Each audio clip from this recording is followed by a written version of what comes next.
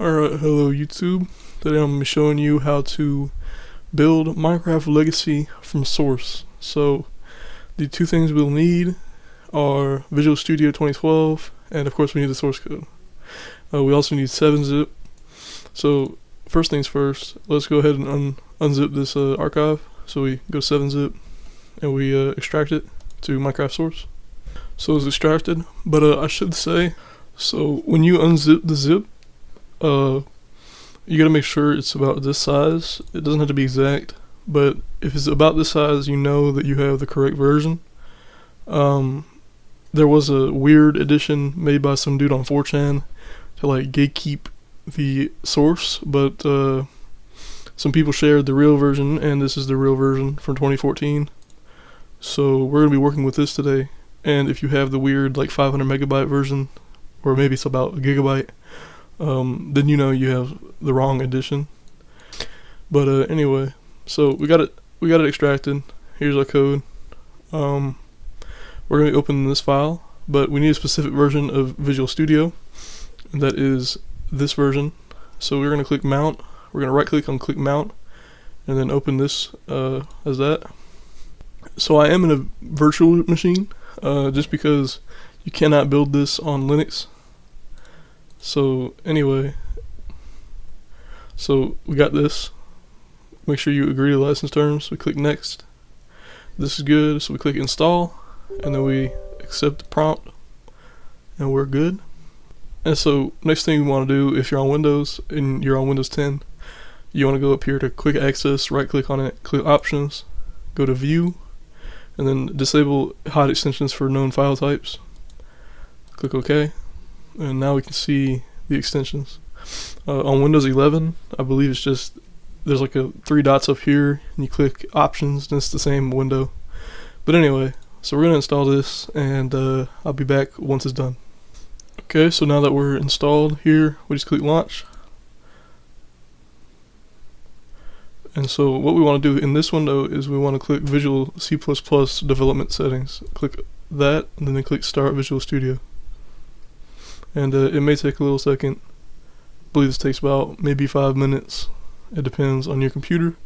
But while we're waiting on that, we can go ahead and delete the ISO file of the Visual Studio, because we don't need that anymore. It's been installed. We can eject this and now delete it, and now we're good. And so now we just wait for Visual Studio to start.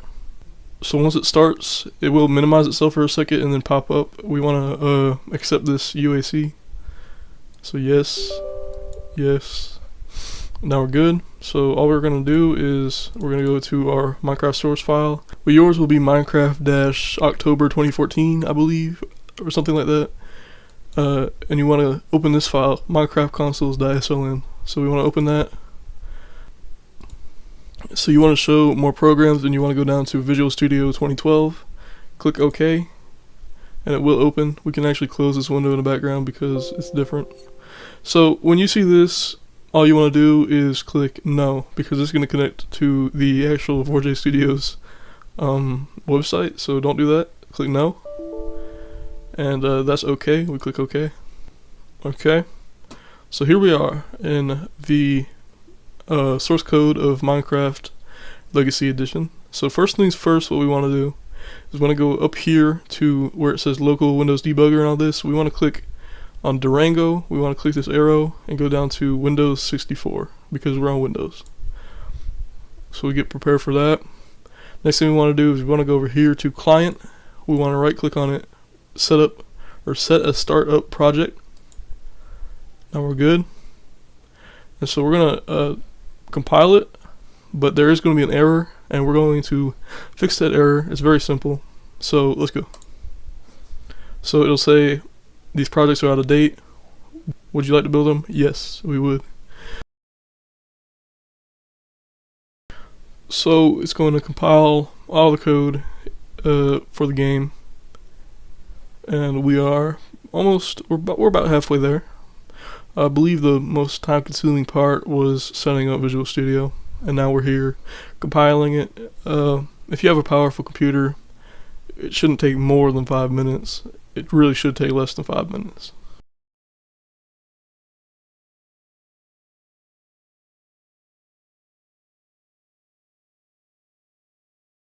So if you get this little error, just click off of it, doesn't matter.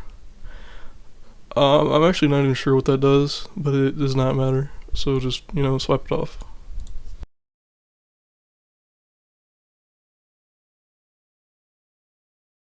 Okay, so as you see, it tried to run and errored out, and that's a very simple fix. So what we want to look at is this error. It says D3D11 create device. All this, and we're going to do what it says. We're going to remove that flag. So we're going to copy, and then we're going to hit Control-Shift-F, and this window will come up. And it actually already popped up because I highlighted it. So we click Find All, and it's going to look through all the files, and it's going to find that one reference. So all we do is just click on it, and we will see it. So if debug this, so all we want to do is just comment that out. So we put 2 slashes. Okay, we're good. Believe there's another reference here. Yeah, okay. So also comment this out. And then we recompile it, so it will say this is out of date. Click yes, and it didn't take as much time as I thought, but here we are. You can hear there is sound. It's going to run terribly in the virtual machine, but it will run perfectly fine. But since we're under debug, it's not going to run very good because it has a lot of debug code and like asserts behind it. So as you see, if you had a Xbox controller connected to your computer, you could play this right now. But we're going to go one step further. We're going to close this. We're going to go up here to debug, and we're going to change it to release. Now we're just going to hit Control-Shift-B to build, and it's going to completely recompile it with release flags, meaning there will be no debug code running, and it will run a lot better.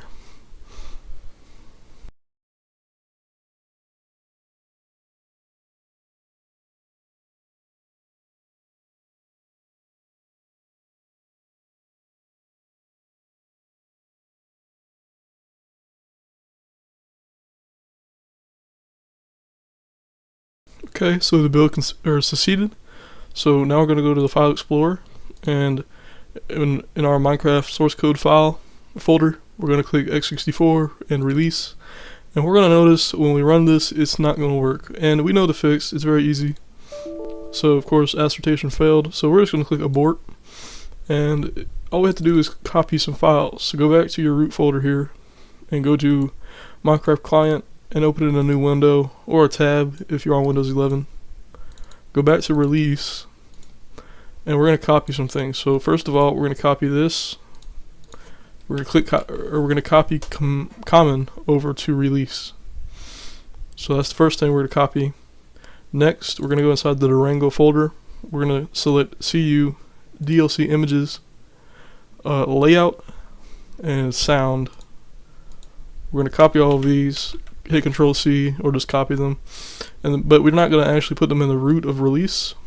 We're going to right click, new folder, and we're going to actually title it Durango, just like that. And now we copy those folders in there. Okay, we're good. Next, we need music, so we copy that, put that in the root of release, just like that. Music. And I believe we need Windows Media, Windows 64 Media. Copy that over.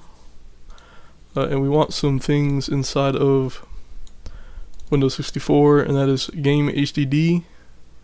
And we want a game config. So we're going to copy those, and just like the Durango folder, we're going to right click, new folder, Windows 64, and we're going to copy those 2 folders in there. So now, when we try to run it, it will actually work. You may notice that it will crash sometimes on start, and it's a very strange behavior. I don't know why it does that, but just try again and it will launch. We can resize it. It's going to be stretched because of the way they made it. So if you want to actually play it without being stretched, just do that.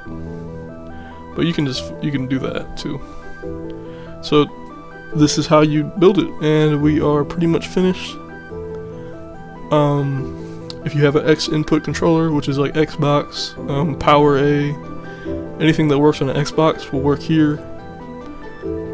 So yeah, we're pretty much finished, and this will work under Linux, under Wine or Proton, whichever.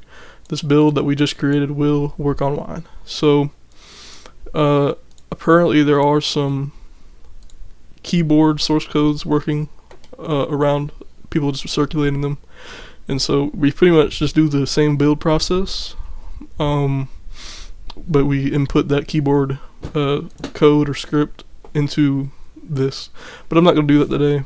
I'm not sure how that works, but this is how you get a working version of Minecraft Legacy Edition for Windows.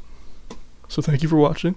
Leave a like and share it to some people who would like to compile their own source without possibly downloading a virus.